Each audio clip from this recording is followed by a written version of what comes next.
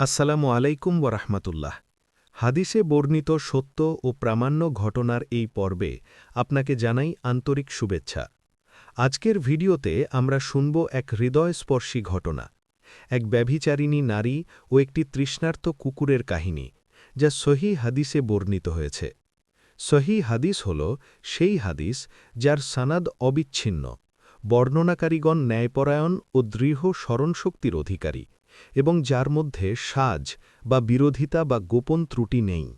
তাই আমাদের কর্তব্য কেবল সহি ও বিশুদ্ধ হাদিস থেকে শিক্ষা গ্রহণ করা, যাতে আমাদের দিন থাকে সঠিক ও নির্ভুল। আবু হুরায়রা রাদিয়াল্লাহু সূত্রে আল্লাহর রাসূল সাল্লাল্লাহু আলাইহি ওয়াসাল্লাম হতে বর্ণিত, তিনি বলেন, এক ব্যভিচারিণীকে ক্ষমা করে দেয়া হয়। সে একটি কুকুরের কাছ দিয়ে যাচ্ছিল। তখন সে দেখতে পেল কুকুরটি একটি কূপের পাশে বসে হাঁপাচ্ছে। রাবী বলেন, পানির পিপাসা তাকে মুমূর্ষ করে দিয়েছিল।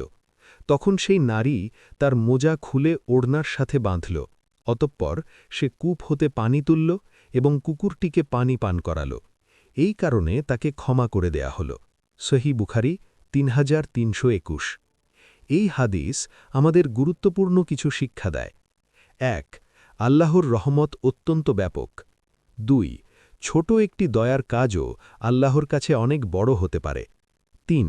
মানুষ শুধু নয়, প্রাণীর প্রতিও দয়া করা ইসলামের শিক্ষা। ৪. আন্তরিকতার সাথে করা সৎকর্ম মানুষের গুনাহ মাফের কারণ হতে পারে। আল্লাহ তাআলা আমাদের সবাইকে সৃষ্টির প্রতি দয়া ও মানবতার শিক্ষা বাস্তব জীবনে অনুসরণ করার তৌফিক দান করুন। আমিন। এমন আরও সহি ও গ্রহণযোগ্য হাদিস শুনতে ভিডিওতে লাইক দিন, চ্যানেলটি সাবস্ক্রাইব করুন এবং বেল আইকনে ক্লিক করে আমাদের সঙ্গে থাকুন। ধন্যবাদ।